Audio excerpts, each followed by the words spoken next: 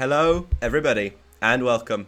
We are in the home stretch for this Formula E season in Ultimate Racing 2D. The final two races in Battersea Park. Just as it was in real life, we come here in the rainy conditions for qualifying, and they will stay very much so through into the race as well. I am joined, like always, by the ever-present, the larger-than-life Nuno.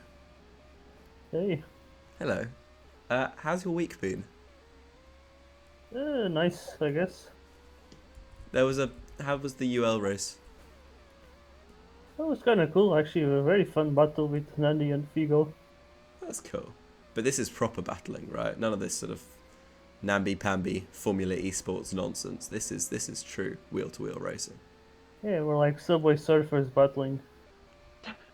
You get hit by a train every corner. Oh, we're also joined by Kubo. Hello, Kubo. Ayo. Kubo, your ops on what's going to happen as we see Matty Martin second place on the timing sheets at the moment. Well, look at Yoa. Oh, and there goes Joe. Oh, and he is half a second quicker than everyone else. What He's a charging. sweat. Coming. Way. Okay, interesting. Full wet race. First time we've ever had water in this league. So first our drivers touched grass, and now they will touch water. Yeah, Go on, Nuno. I'm Dehydrated. curious how will the rain affect, because I believe it might potentially affect the acceleration because there's supposedly less grip, which does affect the excel. And although the drivers do not seem to be sliding at all, which is interesting. Also, I believe the straight line wise it's going to be a bit slower as well. So it might certainly increase I believe, the skill gap a little bit. Yes. Well, it should be very interesting as we see Joe come through what is probably the slowest pit lane of the season. We'll use as a benchmark Kraft coming X6 through. is gone. X6 is gone. He is out early in this qualifying session. He set a time Figo, faster than Figo's Goose. improved to theft. Yes. So we've got a few drivers who haven't switched to a new set of the wet. X6, oh no, Goose has now beaten his time. It would be funny if X6 did one lap and beat Goose, but that will not happen. Figo and Bubbles in. JT came in as well. Matima, Andrews, all these guys still yet to change over their tyres. They are now all coming into the pit lane.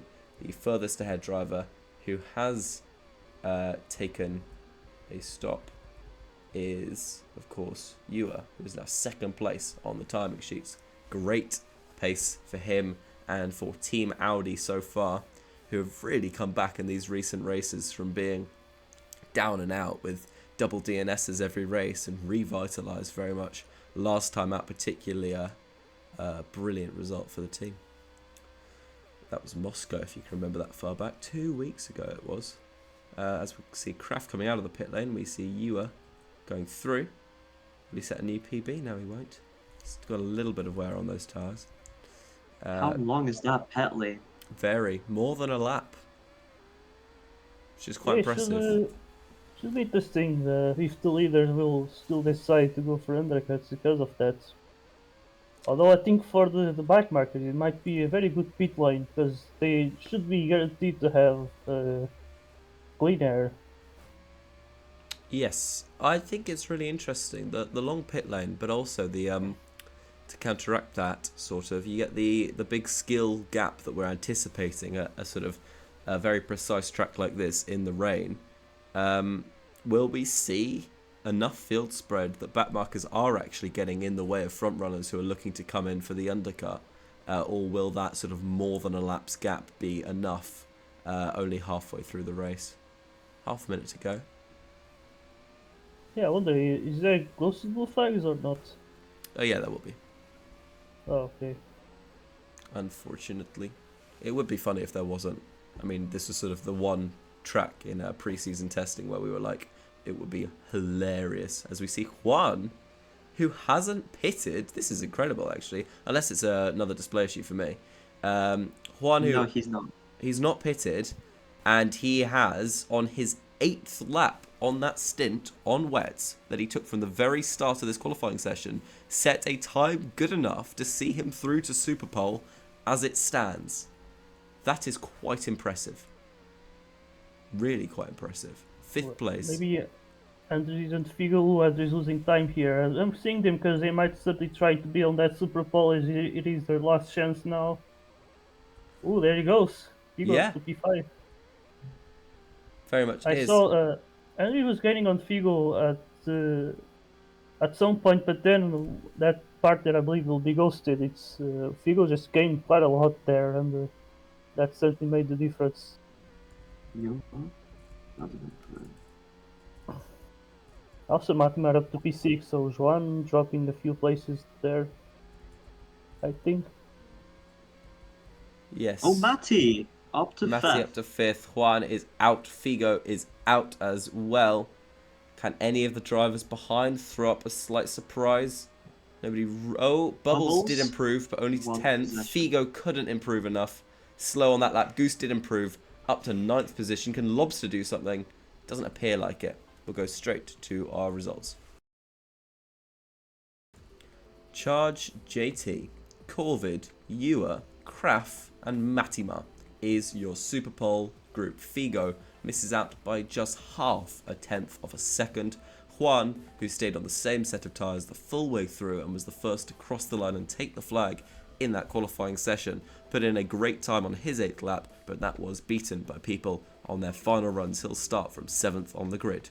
Andrews will start 8th ahead of Goose, who improved up to 9th at the end, deposing Suicide down to 10th, and Bubbles into 11th. We'll have Lobster starting from 12th position, and that is our racing grid. Time now for Superpole. It is time now for Superpole. Gorlomi will start from the back. JT leads us away in these 2 laps of ghosted racing, as we always have had and will have for Superpole, apart from that time at Monaco when it was 3. Kraft and Ewer and Matty are the back 3 here. We'll get a real close zoom in on this pack and see if we can spot any little changes and adjustments that the drivers have to make in order to maximize their lap time. JT is Joe makes mistake. Yeah. Kraft, 2nd, down to 4th. But then he kind of bottles it, and JT gets a great recovery. Not a great exit out the final corner. Ewer is now next to Kraft. Matty drops off the both of them. Kraft, though, did get a good run down the straight. This is really interesting. Seeing the exit speeds, they all slam into the wall at turn 1. JT with a good run on Corvid. Can he get better speed going through the apex? He can, as he enters down the back straight. Will it be JT? Will it be Corvid? On Superpole here, JT just needs to get these corners right, but once again he's made that same mistake, and he will, looks like, just about lose out. Corvid, yet again this season, will take Superpole. Yes, he will. Had a nervous moment there. Corvid takes the fastest lap in the Superpole session and takes the Superpole. That's 3 points for him and the Andretti team in their monumental challenge of outscoring the Virgins by 35 points tonight in order to stay in championship contention coming into the final round. JT, 2nd place for him. Kraft in 3rd, Ewer in 4th, and Matty in 5th. Those were your Superpole results. We'll go straight on to the race start. Here we go for the penultimate race of the championship. We're underway. JT gets a good start off the line. Kraft is looking to encroach. This could go 3 wide, but it doesn't. Corvid squeezes Kraft into the wall. That immediately loses him a few positions. JT loses position to Ewer, his teammate. The Audi goes through into 2nd place.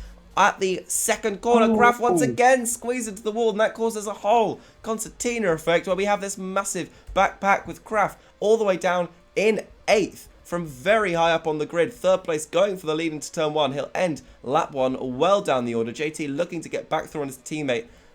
Remains to be seen whether Ewer will let through JT with the pace of that Audi driver that he's shown in recent races in Tempelhof and Moscow. Figo in the background, still Andres and Matty Mar going through the chicanes. Juan slightly losing ground on them. Kraft, then Suicide, Bubbles, Goose, Lobster, and Gorlomi, who started from the very back of the field. Interesting race start. Nuno. Oh, Yeah, JT really not having an ideal start there. He even lost one position to Yoga, and he's going to have quite a lot of work to do as he has to pass two of the most pingiest drivers. And so he's really got to work for this one. No team And orders at Audi. You are not letting him through on the first time of asking. And look, they are catching Corvid, who's made a little mistake, I believe, into that bottom left hairpin. This front three, they're very much running away from the pack. Andres, the stopper in the bottle, ahead of the rest of the field. And Corvid, similarly, with the two Audi drivers, of course, the overtakes. if you down in the mid pack, Kraft has been let through by both Juan and Figo, both of them wanting to focus on slipstreaming him, I assume. So yeah, 2 positions for him pretty easily. Matty through on Andres, but for how long as Andres fights it back? Just takes a little bit too much grass there, going side by side with Matty.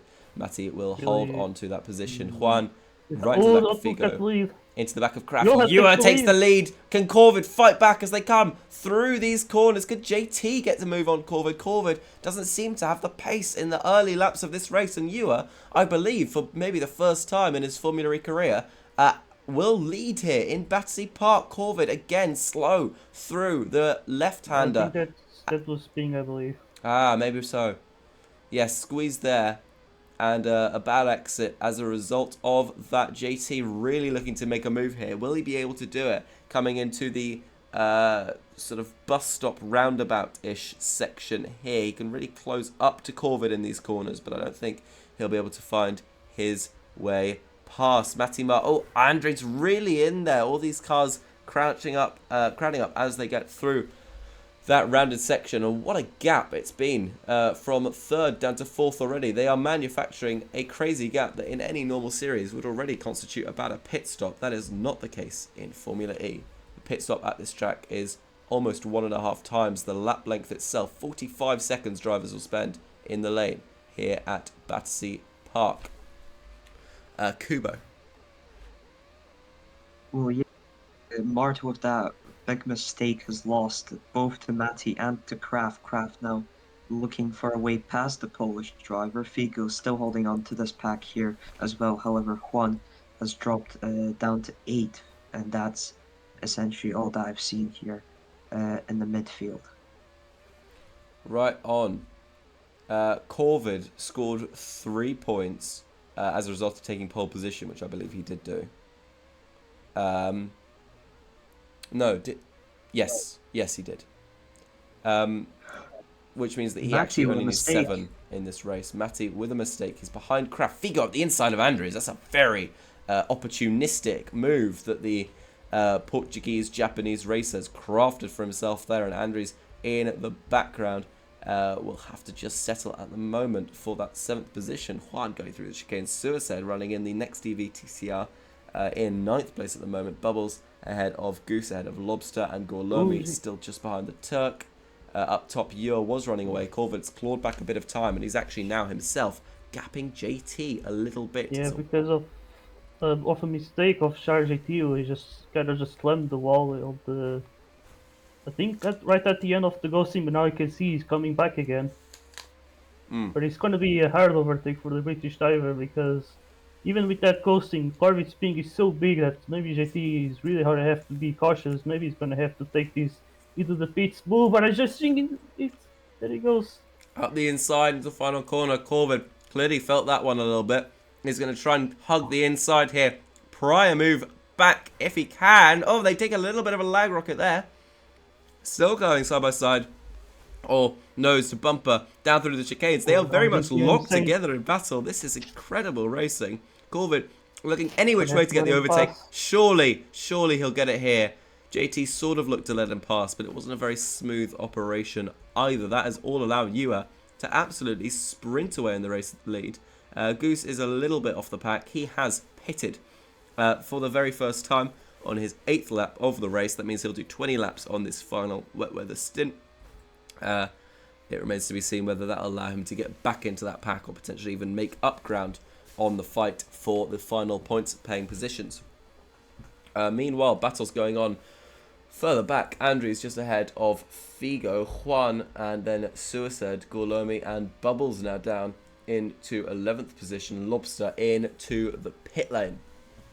You can see on his 10th lap of the race, and the race leaders on their 12th. It's such a huge loss that you get going in there, and that is not the end of his time in the pits either. I believe we'll see, yes, Figo and Andres will go through, Juan, Gorlomi and Suicide. Basically, the whole non-pitting field will get through and complete their 11th lap before Lobster even leaves the pit lane to complete his 10th. A huge loss here. Who is charging to the pits?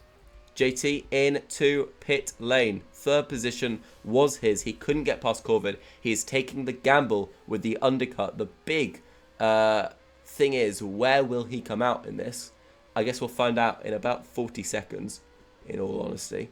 You are still very much ahead of Corvid, confidently. Kraft looking to make up places now. It would be difficult to see JT coming out into traffic, I think, just because so many drivers would have Juan, to go through. Bubbles, all in. They are. Figo, Juan and Bubbles all on their 12th lap, and you can see JT doesn't look that far ahead in terms of the pit lane, driving at normal speed. That would be a couple of seconds, but no normal speeds in this Battersea Park pit exit. He comes out in 8th place. Corvid is answering.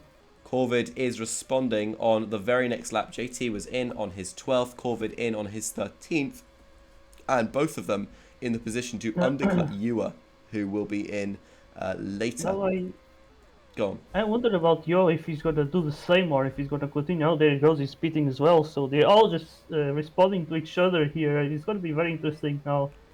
Whatever happened to a little bit of strategy playing, honestly? Joe and Corbin Joe might might be be here well at the through. exit. Oh, it's gonna be so close This there. could be very He'll do it. tight, but JT does get the better run down the straight and will retake net second position. A great undercut from the Brit. Corvid tried to cover him off, and that is probably why we can see the likes of UR coming in so quickly. By the way, Andrews leads the ePrix. UR coming in the lap after, when we thought he might go for an alternate strategy. He will do no such thing, because look at the undercut that these drivers were able to get now. They will be coming in through the final corner. UR goes on the straight, and it's an Audi 1-2, but maybe not the order you'd expect coming into this race. UR has maintained that lead. Incredible to see. JT, though, right up to the back of him already. Corvid falling off. He is now out of the way of the Audi drivers. They need only to make no more mistakes with the pit stops out of the way. Well and truly, they have to just keep their cool, keep their composure, and keep first and second place, and not let Corvid worm his way back in. Oh, Lobster's hit the wall. Poor bloke. How has he done that? By the way, Lobster teleporting. Uh-oh. Not quite sure how he's hit the wall. That section is ghosted, so that was probably a self-prompted mistake. You are still not in. Yes, interesting. Well, they did pit. Everyone's pitted, apart from Andres, who leads. So not great news for the Andretti camp of Corvid, but the owner driver will be pretty pleased with his stranglehold on this race lead. I wonder if he's going to run it all the way until he gets overtaken, or maybe even till the penultimate lap, and then go in. Would be a stretch, but maybe Andrews might play a team game here and just try to slow down both Yo and Charge so Corvid can catch up, but he's really going to have to wait a lot for that to happen. Lobster out of the race now. You're right about that with Andres, but I feel like he will very much be he's slowing caught. down. He is slowing down.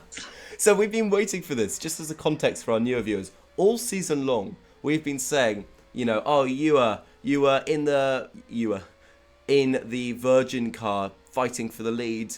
Was there any temptation to slow down and help out your teammate? Or, you know, JT, you're in the Audi fighting for the lead. Is there any temptation just to slow down and help your teammate? We have been waiting a very long time for this to happen. And I feel like it may just finally happen. And this could be absolutely huge, because we've not seen it before in Formula E. In the 9 races that we've had so far this season, we've not seen a driver deliberately. Look at him, he's crawling around the circuit. He's basically gone swimming. He's just gliding through there. And Allow me unlapping himself. He very much is. Luckily, not too much difficulty. Go on, Nuno. And it's interesting because Corvid has slightly better tires than Charge AT, although slightly worse tires than Yoha, and so like I believe towards the end on that ghosted area, maybe Corvid, if he can just stay behind JT, maybe he can potentially pass him there. JT with a good exit. Could the Audis battling get themselves past Andrews? This would be incredible. You are really going for it. Can he go to the outside? No, he gets squeezed off. A lag rocket past Andrews would have been the most incredible thing there. They are not going to go single file. Ewer does get past Andrews. Andrews cannot defend from JT. They both hit the wall, but Andrews will be much slower there. He has done all that he can in this race to allow his driver to catch up. Corvid was about a 2-second gap back from JT. And I think he probably hasn't done quite enough there. Unfortunately for Andrews, he just didn't have the grip. If he had slowed down immediately upon taking that race lead to go back and defend, he might have had the grip to fight it. Kubo. I'd like to actually kind of question the strategy because Corvette isn't really fighting to secure the Drivers' Championship here. Just a podium will be enough for him to secure it over Stoley. They're fighting for Constructors, and Mart has kind of thrown that away now. You make a good point. Yes. Yeah, you do. So actually, they would have needed effectively a race win and a P5. Or a race win, pole position. With no virgin points. With no virgin points. Quite difficult. Yes, with Kraft and Figo running 4 and 6. I believe Virgin needed to score a minimum of X number of points. I don't exactly remember what it was anyways to take the title regardless. And I think they are well on their way to do that. Yeah, and in any case, it was a bit of a reach for Andretti to keep in the fight for the final round. Yes, I think that's a fair statement.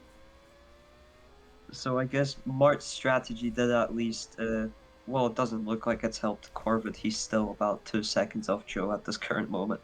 Suicide right behind Bubbles. Bubbles defends. Suicide will get the better exit into turn 1. He's having a very nice little race, the French driver, up into the position that will score him 2 points as it stands. Only 2 runners outside the points now. Mart with his, let's say, alternate strategy, which, by the way, from a practical perspective, Kubo is absolutely right. That is a terrible strategy to have on this circuit because it completely relies on you being able to overtake drivers on your fresh or wet, and this is probably the most difficult track for actually getting an overtake done. It's not a good idea to massively overcut and back your abilities, but we will see because he is closing up to Bubbles, so we'll flick back onto that when the time comes. You can see Bubbles there. Suicide just ahead and Andrews closing in. Ewer leads JT. I don't think JT will be too fussed about giving up this win, but I don't think he'll give it up fully. He will still want it, but he's not going to put his life on the line, especially these two drivers, neither of which are really in championship contention. The driver in third and another driver not starting the race today. Corvid, of course, will win the championship with this third place as it stands. Just 4 laps left to go in this Battersea ePrix. Remember, we're back next week. It's 2 laps shorter, as is sometimes customary in Formula E. We will return, luckily, for a lot of drivers who haven't enjoyed this too much, to dry tyre running for that race. No more rain, at least not in the rest of Season 1, maybe in Season 2, whenever that comes. Ewer leads onto lap 26. We'll go a flick through the field. Corvid, Kraft in 4th. Not much chance of closing in, but not much chance of, well, Matty's had decent pace. He's kept himself in 5th. Figo is a little bit back in 6th position. About same gap that Kraft is to the podium. Gorlomi in 7th. Juan and Bubbles and Suicide. This has really been where the fight has been, to be fair. Juan sandwiched onto the wall by the Frenchman. We've got a little Western Europe battle going on here, but Bubbles is triumphed over by the mighty Suicide, who finds himself up in 8th place now. It'll be difficult seeing him get any higher than that, but you never know. Andrews just sends it straight through, gets through on Juan. Juan might get him back though. It's going to be tight. They're going to run drag racing down the straight, but you think Andrews, and that is the benefit of the fresher tyre, when you position yourself as he has done very nicely on the inside of that final corner with a good line, good run all the way to the inside of turns 1, 2 and 3, that is when you get the better acceleration. Bubbles is blatantly just let him through pretty much, or he had absolutely no defense in pocket, and Andrews can come back and take 8th place here. That won't be enough points for Andretti. They will only score 22 as a result of that, which will fall shy of their 35 point threshold that they even needed just to stay in any chance of contention, let alone the Virgins here.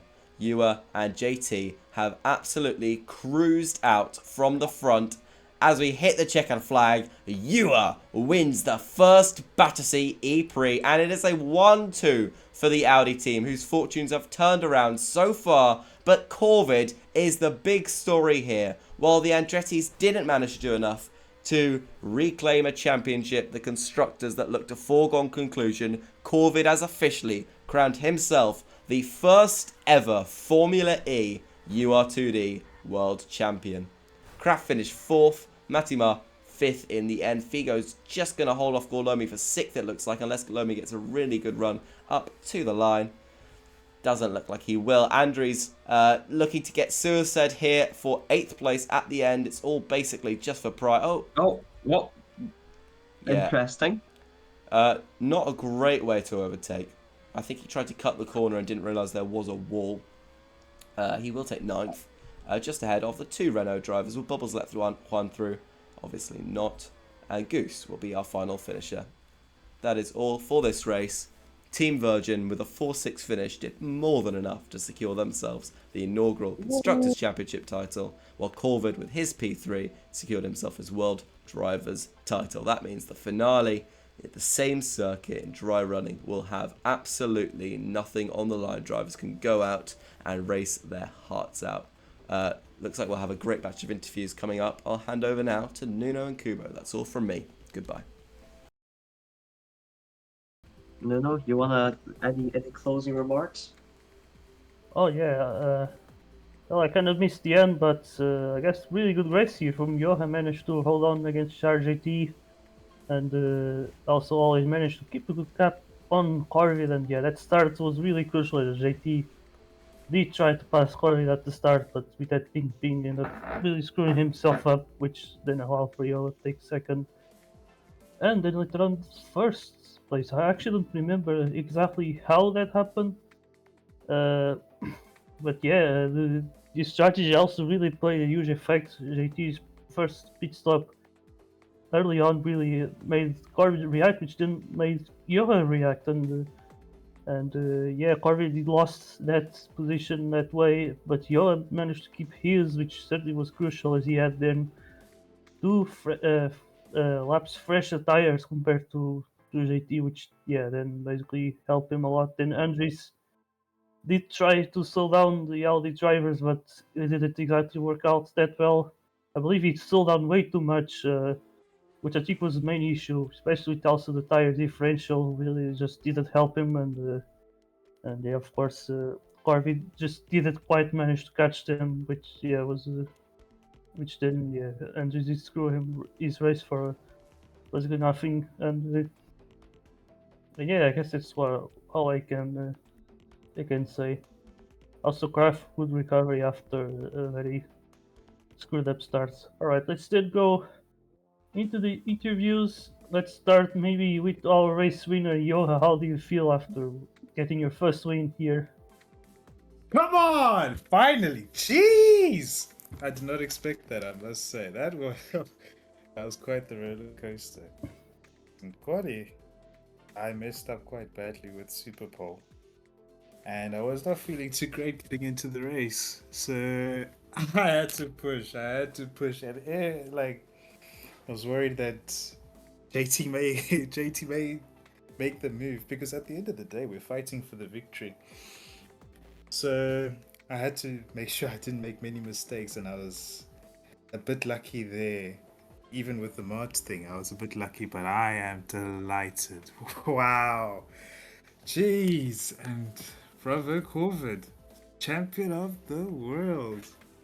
I'm ecstatic though. Damn. Alright, congratulations. Let's then go to our second place, JT. You have a bit of a tough race today. You had 2 high pingers right ahead of you at the start, so how do you feel about today's race? Yeah, well, I mean, I was stuck in 3rd for the first half of the race, which was a bit annoying, but so went for the undercut, which helped me go into 2nd. But Ewer, with his amazing pace, got the overcut on me, and just had the better tyres to the end. He had amazing pace as well, so deserved win, and great 1-2 for the team. All right, nice to hear. Let's then go for Corby. You had a bit of a tough race, especially after the pit stops where you just couldn't just quite cover JT there.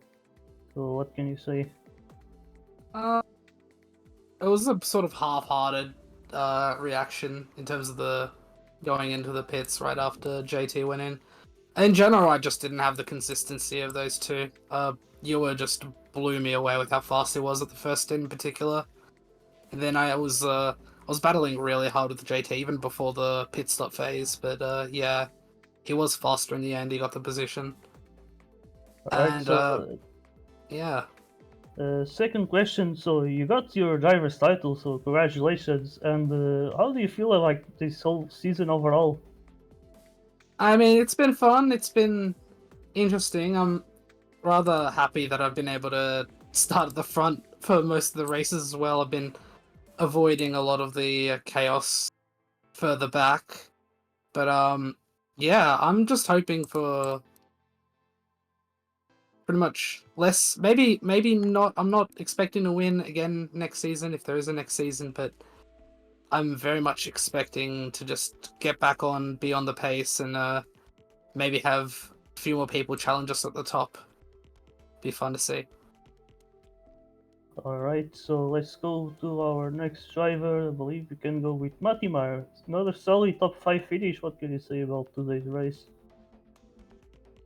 Hi. Actually, it's a quite nice improvement from the last race in which I scored P10 and I was feeling horribly with the truck. But today I've done a huge warm up of 3 laps, and yeah, basically it was quite surprising that I managed to get the Super Bowl. But I screwed up even there. But starting P5 felt quite nice after this break, and I had a pretty good race, keeping up with Kraft the whole time. But he turned out to be faster. Also, sorry about the lap 1 incident, Kraft. I haven't wanted to do it on purpose, and yeah, I'm actually very satisfied with this finish and happy to be back to form and to represent the Matindra team. So yeah, I'm really happy about today. It was really fun to drive, and I think we can do more races in the wet. Yeah, that's also a very interesting thing. It does seem to affect things a little bit, like speed and the acceleration, and maybe some understeer. And so I wonder how things are going to be when it's dry for next week.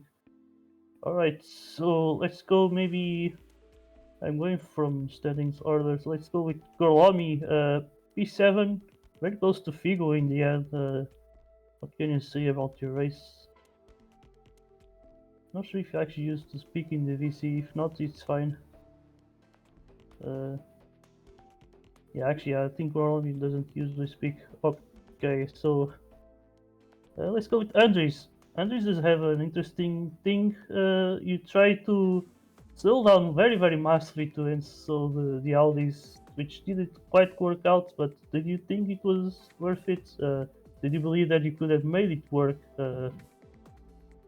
Of course, we needed a win at first and a 5th place, and we needed the Virgins to score no points.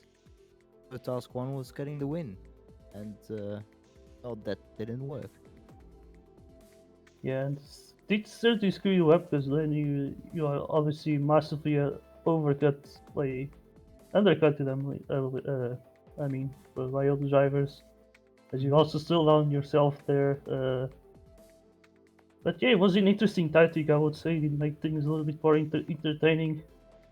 Yeah, getting P9 was just a bonus. I wasn't very focusing anymore on the points for myself, just on getting the win for the Andretti driver.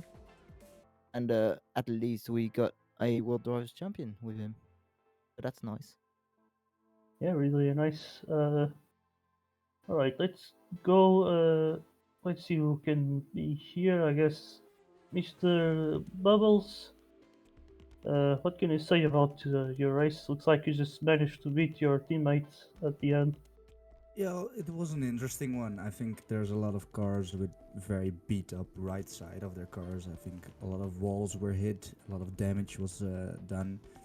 And well, I think I was battling for P10 the whole race, but with like 4 driven drivers, I think more was possible. But I'm happy to have gotten a point and a time trial point as well. So satisfied in the end. Alright, nice to hear, and I guess we can end with Game on Goose. Finished P12, basically the last of the finishes, but what can you say about your race? To be fair, I haven't raced this league because it's so hard to battle and with the ping and everything. And funnily enough, that in the worst weather race of the season, I had the easiest time battling. There was no bad crashes against the wall or like turns that I couldn't fairly battle other cars with. Maybe it's just the effect of the drivers being cleaner as the season went on. But yeah, as someone who started out and saw the racing at the start of the season and came back later to have just an emergency reserve race, I think the league just feels a lot more clean and precise. And if that's a mark of progress within the league itself, then that's a good thing. If it was just a lucky day for me, then I'll take that too. Yeah, that is interesting actually. I guess I could certainly see at the beginning being really hard to be clean because people are not used to this sort of patient style of league because it's extremely hard to overtake. The cars are extremely big as well, and it's just street circuits. It's really quite impossible to go side by side, even when the acceleration is low. But yeah, I guess it's a good point there. That's yeah, maybe people with time they did manage to, I guess, also get used to the car, which certainly does allow for more precision in the battling, which is very crucial for especially for cars like this. And yeah, that's an interesting point there. All right, I don't think we have more people here, so thanks everyone for being here for the penultimate round of our FE League Season 1. And I hope you're going to be here for next week. Also at the same track, which I believe will be slightly changed, and it's going to be completely dry again. And I see you there the next week.